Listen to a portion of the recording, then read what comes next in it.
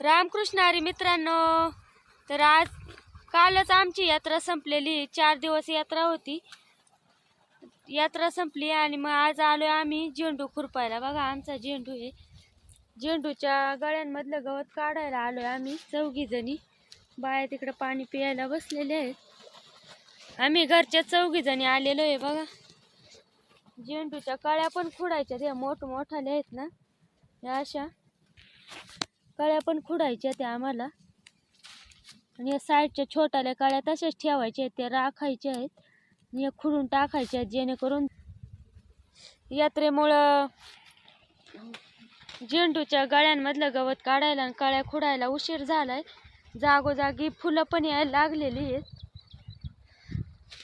बघा जागोजागी आता फुलं फुलण्याच्या याच्यात आहे कळी, त्यामुळे आम्हाला जरा थोडा उशीर झाला यात्रा असल्यामुळे. आम्ही आता खुरपतोय, गाड्यांमधलं गवत काढतोय. बघा तिकडं बाया गवत काढतात. भरपूर असं गवत झालेलं आहे. बघा मध्ये पण गवत झालंय. झेंडू बारीक असल्यामुळे मध्ये गवतावरची शिपणी करता आलेली नाहीये, त्यामुळे आता हे झेंडूचे गळे त्यानं हलवल्यानंतर तणनाशकची शिपणी करायची मध्ये. बघा भरपूर असं दाट गोळू आहे भरपूर. आता त्याची शिपणी करायची आहे. झेंडूच्या पण कळ्या खुडायच्या आहेत, म्हणजे साईडच्या या छोट्या कळ्या आहेत का, या 15-1 दिवसात पूर्ण फुल उमलणार आहे आणि मग तोडायला येणार आहेत आमची फुले. झेंडू मग कसं काय, बरं आहे का आमचा? बघा 1.25 एकरचा प्लॉट आहे पूर्ण. आता 4 जणी आहेत आम्ही. 1.5 पात राहिलेले आहे, म्हणजे आमचं गळ्या हलून होणार आहे. मग आम्हाला नंतर कळ्या खुडायच्या. ते दोन्ही कामे सोबत करता येते नाही, अडथळा येतो. त्यामुळे पहिले गळ्या हलवून घेतलेत आम्ही आणि मग कळ्या खुडायच्या. ते किती मस्त छान असं पाणी आहे.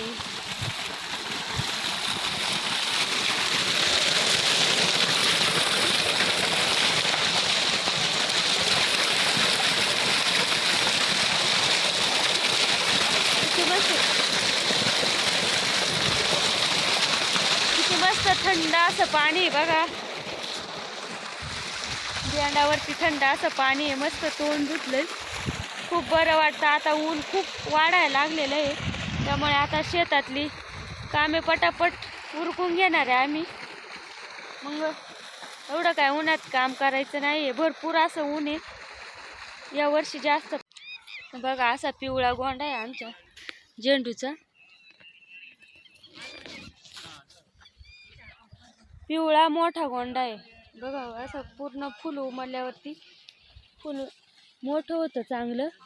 आता कळ्या खुडायला उशीर झाल्यामुळे फुलं यायला लागलेली जागोजागी. आता आम्हाला कळ्या खुडायच्या आहेत, म्हणजे जेणेकरून झाडाला चांगला फुटवा होईल आणि कळ्या पण भरपूर येतील. यासाठी तुम्हाला आमचा झेंडूचा प्लॉट कसा वाटला कमेंट करून नक्की सांगा. तोपर्यंत सर्वांना बाय बाय.